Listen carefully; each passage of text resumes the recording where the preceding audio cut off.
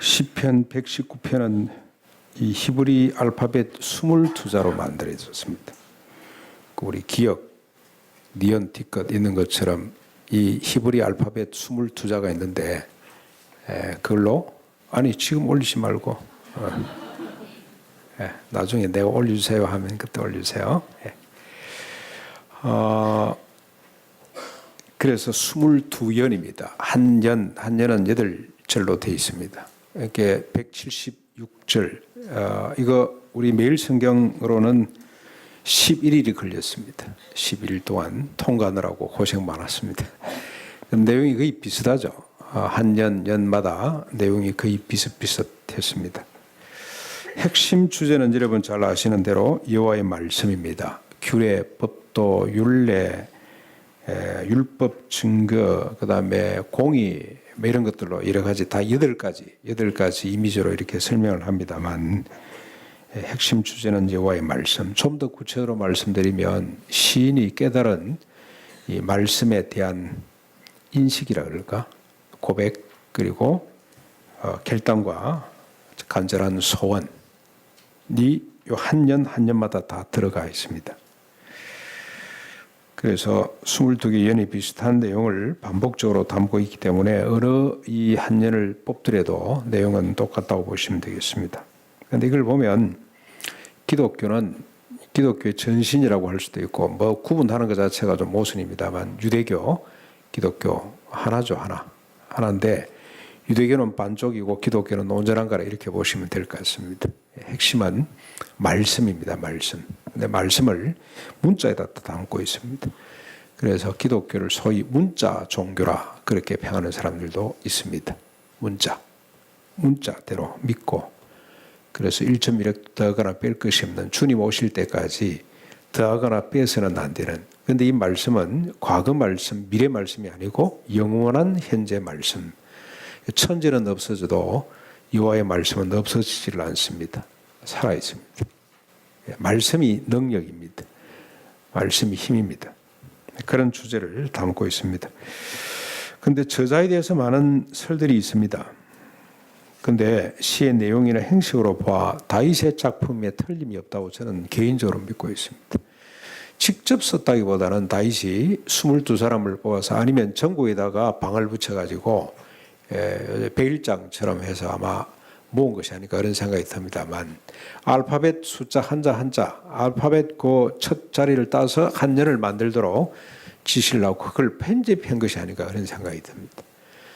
그런데 하나같이 이 22개 연이 하나같이 특징을 가지고 있습니다. 꼭 같은 패턴으로 되어 있다는 것이 아주 흥미로운 부분입니다.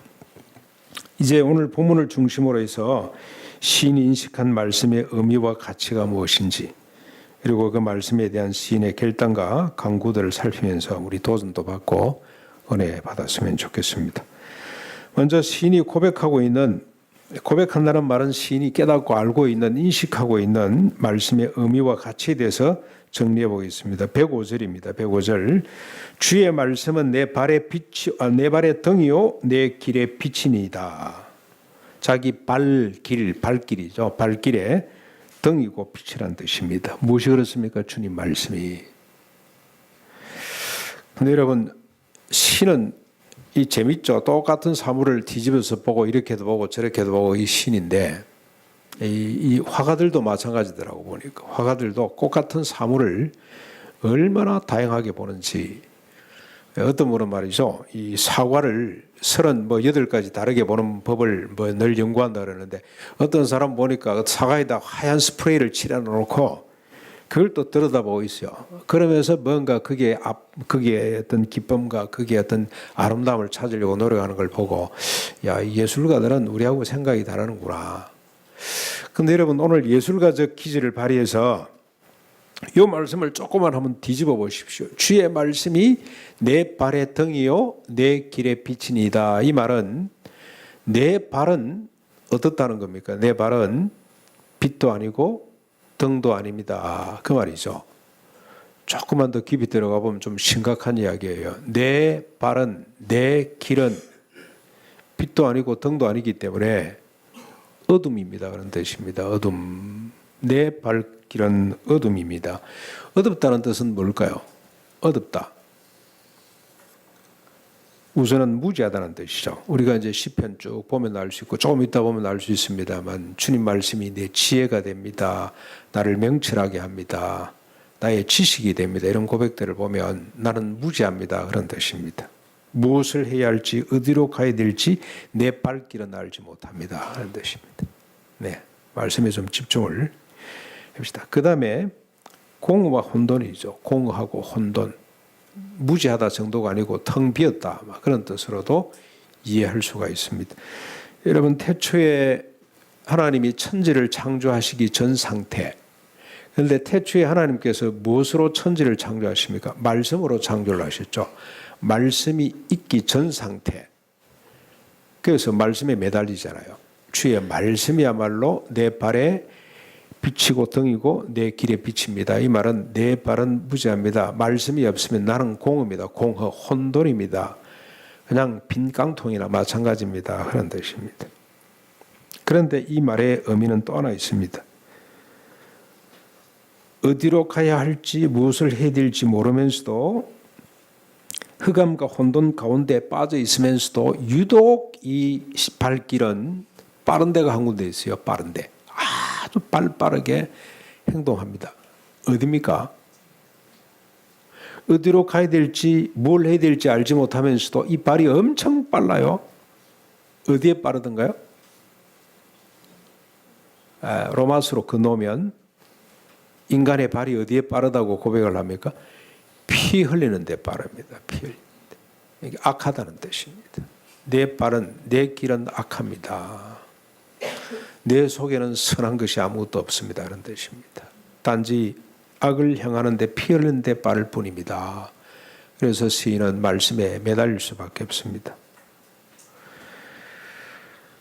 그래서 시인은 기꺼이 자기 자신에 대해서 이렇게 인식하고 고백을 하고 있습니다. 130절에 보시면 자신을 우둔한 사람이라. 141절에는 자신을 미천한 자라. 176절 마지막에는 마지막 결론이죠. 자기 자신에 대해서 어떻게 인식하고 고백하고 있냐면 길 잃은 양입니다. 양. 우리가 양을 잘 안 키워서 모르는데 양은 목자가 없으면 그냥 그 자리에 그냥 멈춰 섭니다. 멈춰 선다는 것은 죽음입니다. 죽음. 여러분 저 이 들판에서 멈춰 서면 금방 맹수들의 밥이 되는 거죠. 갈 바를 알지 못하는 그런 무지하고 목매하고 어리석고 그런데 악한 존재입니다. 그런 고백입니다. 시인이 자신을 미천하고 우둔하고 아무것도 아닌 공이면서도 피 흘리는데 빠른 악한 사람이라고 그렇게 인정을 하고 있는 거죠. 이런 자기 고백이 없는 사람은 여호와의 말씀을 등과 빛이라고 인식할 수가 없습니다. 자기 혼자 여러분 이게 이 빛이 어둠에 있을 때는 이 빛의 역할을 발휘합니다만 이게 바깥에 나오면 아무 필요가 없잖아요. 강렬한 태양빛이 있기 때문에. 어둠이 있어야 빛의 존재를 우리가 느낄 수 있는 것처럼 이런 자기 자신에 대한 인식이 없이는 여호와의 말씀을 빛으로 등으로 그렇게 고백할 수가 없는 거예요. 그래서 우리가 이 시인이 다윗이라고 우리가 단정할 수 있는 것은 다윗은 이 말씀의 빛을 어떻게 인식했냐면 태양보다도 더 강렬한 빛으로 인식을 했어요. 태양보다도 더 신비롭고 태양보다 더 강한 빛으로 그렇게 고백을 했습니다. 주의 말씀은 여기 이제 주의 말씀이 빛이라고 했는데 이 말씀은 또 뭐죠? 말씀은 수많은 창조, 타락, 심판, 회복에 관한 기사와 언약들, 구약의 모든 기록들 다 이게 말씀이 되겠습니다만 특별히 모세를 통해서 주신 613가지 율례, 법도, 규례, 율법들을 말합니다. 등이고 빛이라는 뜻은 뭘 말합니까? 그 바로 윗절이죠. 윗절들 97절부터 104절 윗연입니다. 윗연에 잘 설명되어 있습니다. 이게 반복해서 나오는데 그것만 봐도 정리가 됩니다. 주의 계명들이 나를 원수보다 지혜롭게 한다. 주의 증거들이 모든 스승보다 명철하게 한다. 주의 법도는 노인보다 명철하게 하며 주의 말씀이 악한 길로 가지 못하도록 내 발길을 금한다는 표현을 쓰고 있습니다. 그러면서 시인은 주의 말씀이 의로운 규례가 되며 106절 그 다음에 108절에 보면은 주의 말씀이 공의가 된다는 표현을 하고 있습니다. 규례가 되고 공의가 된다는 말은 기준이 된다는 겁니다. 기준. 판단과 행동의 근본이 된다 하는 뜻입니다. 정리해 보면 이렇습니다. 여호와의 말씀이 지혜와 명철, 판단과 행동의 기준이 되고 힘이 된다, 에너지가 된다, 생명이 된다 하는 뜻입니다. 지성과 의지의 근본이 된다는 말이죠. 여기에다 감정까지 더해지는데 111절에 보면은 주의 증거들이 뭘 어떻게 한다고 그랬습니까? 내 마음에 즐거움이 됨이니이다. 감성까지 보태집니다. 그래서 여러분 주의 말씀이 지성과 감성과 의지의 근본이 된다는 뜻이죠. 근본이 된다. 주의 말씀이 없는 지성과 감성과 의지는 공하다, 텅 비었다, 무지하다, 악할뿐이다 그런 뜻입니다. 그래서 다윗은 19편에 이 사실을 이렇게 잘 밝혀놓았습니다. 여호와 율법은 완전하여 내 영혼을 소성시키며 소성시킵니다. 영혼, 인격입니다. 내 지성, 감성, 의지를 생명이 주어져서 일어나게 하며 여호와의 증거는 확실하여 우둔한 자를 지혜롭게 하며 여호와의 교훈은 정직하여 마음을 기쁘게 하고 여호와의 계명은 순결하여 눈을 밝게 하는도다. 율법, 증거, 교훈, 계명들은 완전하고 확실하고 정직하고 순결해서 내 영혼을 소생시키고 우둔한 자를 지혜롭게 마음을 기쁘게 눈을 밝게 한다는 것입니다. 그래서 다윗은 여호와의 말씀을 순금보다 더 소중하며 송이꿀보다 더 달다고 그렇게 고백을 했습니다. 시인도 이 여호와의 말씀을 자신의 기업으로 삼고 기뻐한다고 111절에 고백을 하고 있습니다. 기업을 삼는다는 것은 재산입니다. 재산, 유업이죠. 기업, 재산. 이런 인식과 고백으로 시인은 기쁨이 넘쳐서 결단과 행동으로 나아가게 됩니다. 그의 결단과 행동을 여러분 한번 보십시오. 106절부터 쭉 나오는데 106절에 주의 의로운 규례들을 지키기로 맹세하고 굳게 정하였나이다.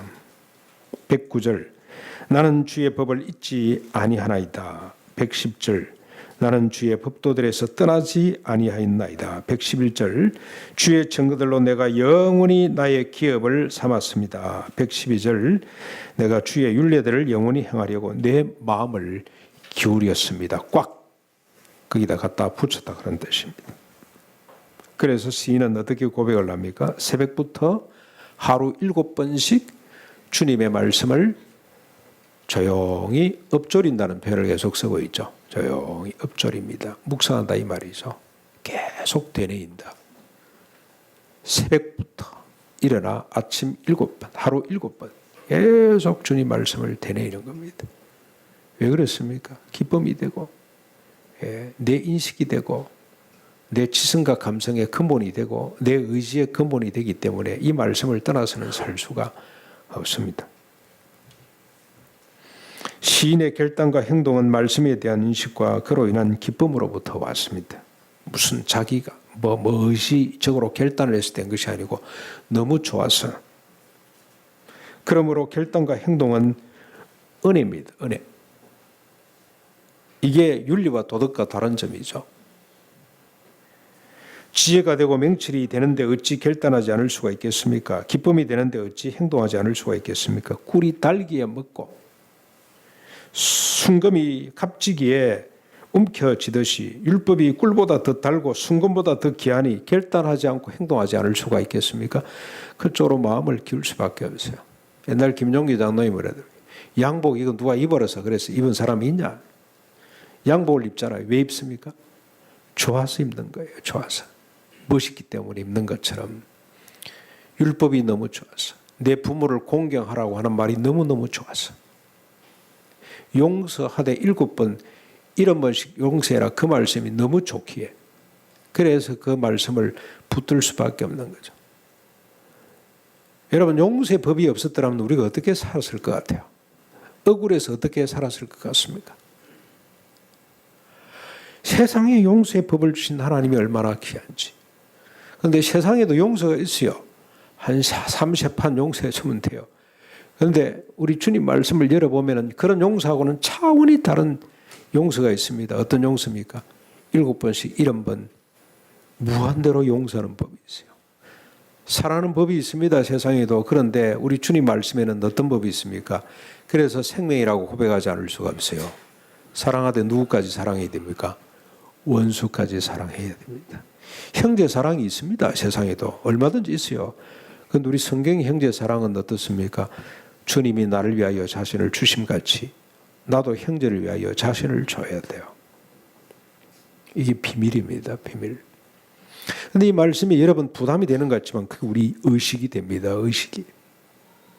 그 말씀이 우리 생각을 만들어내요. 우리 인격을 만들어냅니다. 내 지성과 내 의지를 만들어내고 잠잠히 생각해 보면 대간절 내가 누구길래 하나님이 나한테 과연 이런 법을 다 주셨나? 오늘 장로님 기도 가운데 있었죠. 하나님의 부르심의 부여함이 뭐길래? 하나님이 우리를 구속하심이 얼마나 위대하게 이런 말씀을 주셨나? 그래서 그 생각에 또 빠지게 되고 생각해 보니 이거는 어마어마한 일이라. 세상이 감당할 수 없는, 내 발이 갈 수 없는 길을 주님 말씀이 가도록 인도하고 계시잖아요. 그래서 감격할 수밖에 없습니다. 그러니 이걸 순금보다도 꿀송이보다도 더 귀하게 여기고 취할 수밖에 없습니다. 사람들 보니까 옷을 저렇게 많이 만들어도 팔리나? 옷이 멋있으니까. 정말 비싼 옷들은 멋있더라고. 이 조끼 하나도 이 수준이 달라요. 그렇죠. 우리 딸이 뭐 조끼를 하나를 사다 줬는데 보니까 제가 별로 마음에 안 들어. 싼 것 같아. 비싼 거는 엄청 멋있어요. 그는 정말 입지 마라 그래도 제가 막 입고 다닐 것 같아요. 그 어디만 가면 식당 가면 우통 벗고 그냥 그거 조끼 좀 자랑하려고 이러고 싶은 마음이 생길 정도로 훌륭한 것이 있더라고 보니까. 하나님 말씀은 그보다 훨씬 더 귀하고 값지고 좋아서 그래서 행동하지 않을 수가 없습니다. 그런데 여러분 성경을 가만히 보면 오늘 이 시편을 보면 여러분 119편 전체를 보시면 깜짝 놀랄 일이 있습니다. 이렇게 율법으로 행복했던 시인의 노래 가운데 이해할 수 없는 구절들이 너무너무 많아요. 오늘 본문에서만도 3번 나옵니다. 3번. 8절에 3번 나옵니다. 107절 보십시오. 나의 고난이 너무 심합니다. 109절 나의 생명이 항상 위기에 있습니다. 110절 악인들이 나를 해하려고 올무를 놓았습니다. 시인이 여호와의 말씀이 좋아서 지키기로 굳게 맹세하고 행동한 이후에 나타난 현상들입니다. 하나님 말씀이 좋아서 그 말씀대로 살려고 했더니 이런 어마어마한 일들이 벌어졌습니다. 여기 나를 다윗으로 생각하면 이게 무슨 말인지 악인이 누군지 왜 이랬는지 쉽게 이해가 됩니다. 다윗은 여호와의 말씀에 목숨을 건 사람이잖아요. 그래서 자기 개인의 삶의 기준으로 삼았고 빛으로 삼았고 자기 국가 운영의 등으로 삼았어요. 그런데 그 말씀대로 살아 자기 개인도 국가도 부강한 나라로 만들었습니다. 그런데 문제가 생겼어요. 사람들이 동의를 하지 않습니다. 사람들이 율법을 거부하기 시작합니다. 왜냐하면 자기의 욕망을 억압한다고 생각하기 때문에 율법을 거부했습니다. 그래서 율법을 주장하는 율법대로 살자고 주장하고 있는 다윗을 제거하려고 했던 정적들이 얼마나 많은지 모릅니다. 얼마나 많은지. 그래서 다윗은 종종 천지간에 하나님 나 혼자 남았습니다 이런 고백들을 많이 합니다. 고독했습니다. 그런데 다윗은 살아가면서 깨닫게 됩니다. 자신의 생명을 헤아리고 올무를 놓는 적들이 밖에 있는 것이 아니고 자기 내면에 있다는 사실을 깨달아 갑니다. 자신의 생명뿐만이 아니고 모든 피조물의 생명을 위협하는 적들이 자기 속에 있다는 끔찍한 현실을 깨닫게 됩니다. 실제로 다윗은 자기의 성적 욕망 때문에 자기 아들도 자식도 죽이고 그리고 충직한 군사들을 죽였습니다. 그 가정은 엮이는 가정으로 만들어 버렸어요. 얼마나 분노가 얼마나 상처가 컸으면 자기 어머니를 백주 대낮에 범하는 일이 벌어지겠습니까? 그리고 정치적인 욕망으로 인해서 7만의 백성을 죽였어요. 하나님이 조기에 7만을 죽이셨기에 다행이지 내버려 뒀으면 70만, 700만도 더 죽일 수 있는 게 이 다윗이었어요. 다윗은 자기 내면을, 자기 자신이 그렇다는 사실을 깨달았습니다. 하나님의 말씀을 근본적으로 거부하는 자신의 실존이죠. 자기 지성, 감성, 의지. 이것이 시인을 괴롭혔던 원수들이라고 할 수가 있습니다. 우리가 하나님 말씀 이름을 7번 용서해라. 이 진리고 이게 빛인데 이 빛을 우리가 기뻐하지 않을 때가 많잖아요. 많잖아요. 야, 이건 우리 교회 어느 장로가 들었으면 좋겠다. 이건 우리 며느리가 꼭 들었으면 좋겠다. 이러면서 자기 자신에게는 적용을 잘 안 합니다. 우리 내면에 그런 부분들이 있습니다. 이런 현실 앞에 시인이 할 수 있는 일이 뭔지 한번 보십시오. 한 가지밖에 없죠. 그래서 이 시의 묘미는 바로 여기에 있습니다. 이런 현실 앞에 시인이 어떻게 하고 있는지 하나님 앞에 간구하는 일입니다. 107절, 108절에 있습니다. 뭐라고 간구를 합니까? 107절, 여호와여 주의 말씀대로 나를 살아나게 하십시오. 주의 말씀대로 나를 살려주십시오. 그런 뜻입니다. 외부로부터 살려주십시오가 아니고 내부로부터 살아나게 하십시오. 주님 말씀대로 내가 살아날 수 있도록 하십시오. 하나님 말씀이 나에게 생명으로 꼽힐 수 있도록 해주십시오. 그런 뜻입니다. 108절에도 마찬가지입니다. 여호와여 구하오니 내 입이 드리는 자원 제물 기쁨으로 드리는 감사의 기도 찬송 고백들이죠. 이걸 받으시고 주의 공의로 나를 가르쳐 주십시오. 자신의 지성, 감성, 의지에게 말씀을 가르쳐 공의를 가르쳐 살아나게 해달라는 간구입니다. 시인은 알고 있었습니다. 하나님의 말씀이 자신을 가르쳐 살릴 수 있다는 사실을 그는 알고 있었어요. 그런데 이 가르친다는 말이 아주 재밌는 말입니다. 지난번에도 한번 말씀드린 것처럼 뾰족한 막대기로 찌르는 걸 말합니다. 찌르는 것. 그러므로 가르쳐 살려달라는 말은 자신을 막대기로 찔러달라는 뜻입니다. 그래서 자신에게 생명이 움돋고 꽃피고 열매 맺게 해달라 그런 간청입니다. 하나님, 옛날 고시 공부하는 사람들 앞에다 칼 세워놓고 뒤에다 촛불 켜놓고 꾸벅꾸벅 졸지 못하도록 우리 동네 그런 분이 한 분 계셨어요. 그러다가 아마 이게 잘 안 되는데 너무 열심히 하다가 좀 돌아버린 것 같습니다. 그래서 망건이라고 늘 돌아다니면서 이 구걸하고 사는 사람이 있습니다. 모르는 게 없어요. 영어 한자 늘 들고 가서 아재라 그래, 아저씨. 근데 참 그게 저는 너무 그리워요. 그때는 동네에 망건이 같은 이런 정신이 조금 좀 문제가 지체를 가진 사람도 살았어요. 그 동네에서 살았어요. 집집마다 망건이 오늘 왔다 갔나 저녁에 안 왔다 갔다 그러면 대문을 걸어 잠그면 안 돼요. 망건이가 동양으로 오기 때문에 줘야 돼요. 이런 밥통을 하나 들고 옵니다. 그러면 줍니다. 그러면 망건이가 반찬 적다고 막 항의를 해요. 이것밖에 미안하다. 내일 내 많이 줄게. 그래야 됩니다. 그래서 삽니다. 그런데 이 망건이가 언제 없어진지 아십니까? 형제 폭지단 사건, 삼천교육대 아시죠? 그때 가서 생사를 알 수가 없어요. 아무리 백방으로 노력을 해도 죽었는지 살았는지 아마 죽었을 겁니다. 그런 사람을 왜 잡아가는지 모르겠어요. 네. 그 사람 공부할 때 앞에다 뭐 세워놓고 공부했대. 네. 졸지 못하도록 깨어있도록. 오늘 시인도 마찬가지입니다. 자기 내면에 하나님 말씀을 거역하는 척을 주님 내버려 두지 마시고 주님 말씀의 꼬챙이로 찔러서 살아나게 해주십시오. 그렇게 간청을 하고 있습니다. 이 말씀을 잘 알고 있던 바울은 이렇게 정의를 합니다. 바울은 디모데후서 3장 16절 17절 여러분 잘 아시는 말씀이죠. 모든 성경은 하나님의 감동으로 된 것으로 교훈과 책망과 바르게 함과 의로 교육하기에 유익하니 이는 하나님의 사람으로 하여금 온전케 하며 그 다음에 또 뭐죠? 모든 선한 일을 행하기에 온전케 하리 함이라.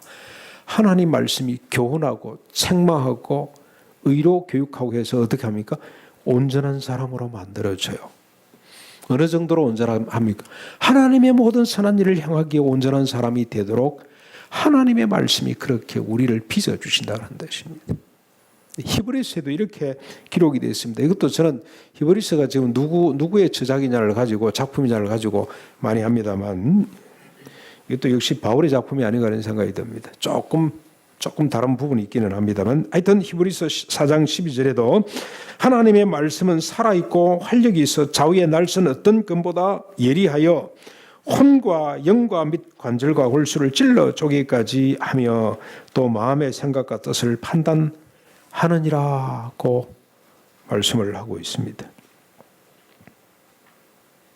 좌우의 날선 어떤 것보다 더 예리해서 혼과 영을 찔러 쪼개고 관절과 골수까지도 찔러 쪼개 온전케 하는 것이 우리의 판단을, 우리의 생각을 깨뜨리고 우리의 마음과 생각의 뜻을 판단하게 하시는 것이 하나님 말씀이라는 뜻입니다.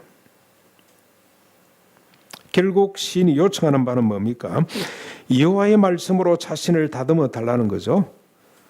자신을 하나님이 원하시는 모습이 나타날 때까지 칼로 자르고 끌과 망치로 깨뜨리고 송곳으로 찔러 달라는 요청입니다. 조각가가 죽은 대리석 덩어리를 끌과 망치로 깨뜨리고 사포로 문질러서 생명을 불어넣은 것과 같습니다. 이런지 한번 이미지를 한번 보십시오. 여러분 이게 누구 작품인지 한번 알아맞혀 보십시오. 이 작품 원래 대리석 덩어리죠, 그렇죠? 그런데 얼굴하고 손만 이렇게 다소곳이,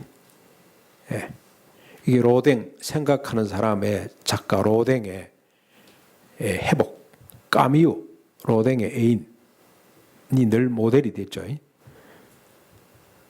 이거보다 더한 것들이 많습니다. 정말로 정교하게 만들어 놓은, 그러나 밑에 대리석이 남아 있는. 근데 그건 뭐 좀 보기가 좀 민망해가지고 제가 대신 요 말고 또 다른 거 신의 손이라는 거 하나 있는데,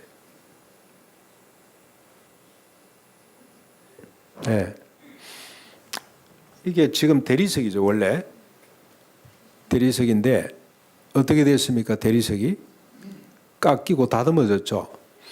뭘로 깎았을까요? 뭐 이래 끌가지고 이렇게 정교하게 큰 망치, 작은 망치 뭐 각가지 갖다 놓고 이렇게 깨뜨려서 자기가 원하는 부분을 이렇게 드러낸 겁니다. 그렇죠? 그리고 나머지 부분, 이 신의 손이라는 작품 이름입니다. 혼돈 내 덩어리 하나를 쥐고 있는 요 손이 잡혀서 앞으로 이게 작품으로 바뀌는 거죠. 요 다음 작품이 또 하나, 저 덩어리가 어떻게 바뀌냐면 예쁜 아리따운 여인으로 바뀌어 있어요. 이렇게 쥐고 있는 모습으로 바뀌는데, 로댕의 생각이 여기다 투영이 된 거면 나타났습니다. 그렇죠? 로댕의 자기 마음에 있던 생각을 이렇게 실제 생명으로 만들어내는데 거칠은 대리석을 깨내는 거죠. 깨냈습니다. 그리고 아마 좀 마무리, 저건 어떻게 매끈하게 만들었는지 저는 그 목사가 딴짓을 많이 해봐야 된다니, 저것도 한번 봐야 돼요. 저런 거 다 만들어보고 해봐야 이게 얼마나 위대한 작품인지를 알 수가 있는데, 뭘로 합니까? 우리 미술 전공하신 분들, 이 김현 집사님 혹시, 우리 전도사님도 미술을 하시는데 어떻게 사포로 문지릅니까? 그래서 매끈매끈하게 쪼아내는 거죠. 쪼아내는 겁니다. 오늘 여러분 말씀의 역할이 뭐냐면 우리를 쪼아내는 겁니다. 찌르고 쪼고 하나님의 의도가 그 속에 담겼는데, 하나님의 의도가 나타날 때까지 계속해서 쪼는 거죠.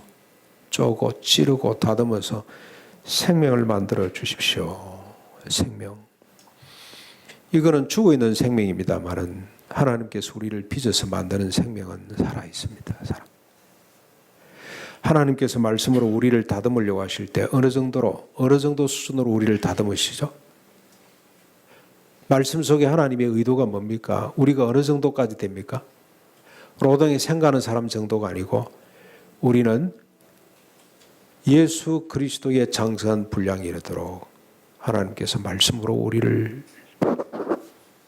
쪼시기를 원합니다. 우리의 교만을 쪼아내고 우리의 탐욕을 쪼아내고 시기와 질투심을 말씀으로 쪼아내고, 우리가 멀쩡하다고도 말씀을 들여다보면 내 속에 온갖 거칠은 형상들이 있다는 것이 금방 드러납니다. 내 속에 이렇게 질투가 많구나, 내 속에 이렇게 미움이 가득하구나. 또 쪼아내고 쪼아내고 성령님이 말씀으로 계속 우리를 쪼는 거죠.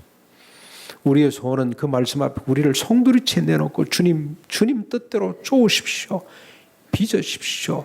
지르십시오. 그래서 주님 소원대로 나를 빚어주십시오. 내가 생명이 되도록 해주십시오. 빛이 있으라 그랬더니 빛이 있었던 것처럼 주님 이름을 7번 용서하는 사람이 되거라. 용서하는 사람이 되도록 나를 도와주십시오. 내 욕심 엄란한 생각을 도와주십시오. 청년이 무엇으로 그 형실을 깨끗게 하리까? 여호와의 말씀을 쫓아 상갈 뿐이니이다. 하나님 말씀으로 나를 도와주십시오. 그래서 우리 아이들에게 어릴 적부터 말씀을 가르쳐야 됩니다. 밥상에 큐티책을 펼쳐놓으셔야 됩니다. 아무것도 아닌 것 같습니다만 그 말씀이 아이들의 의식을 만듭니다. 지성을 만들어요. 아이들의 감성을 만듭니다. 아이들의 의지를 만들어 줄 겁니다. 말씀이 그렇게 합니다. 말씀이. 때로는 말씀이 우리를 막 찌르니까 아프기도 하죠. 도망가지 말고 그 앞에 고스란히 서 있어야 됩니다. 예. 여기저기서 깨지는 소리가 막 들려야 됩니다. 오늘 이 시간도 우리가 하나님 앞에 깨뜨리십시다. 하나님 내 교만 깨뜨려 주시고 내 분노 깨뜨려 주시고 내 열등의식 깨뜨려 주시고 우리가 얼마나 존귀한 자인데 하나님이 저를 빚었잖아요. 이 로댕이 자기가 생각하는 대로 빚는 것처럼 하나님이 저를 빚었어요. 그 로댕에 생가하는 사람이 모조품이 7개 정도 되는데 아마 그건 로댕 박물관에서 인정해 준 모조품인가 봐요. 자기 걸 갖다 줘야 되는데 갖다 줄 수 있으면 우리가 만들까 이래가지고 아마 허락돼서 된 게 7개, 전 세계 7개 있답니다.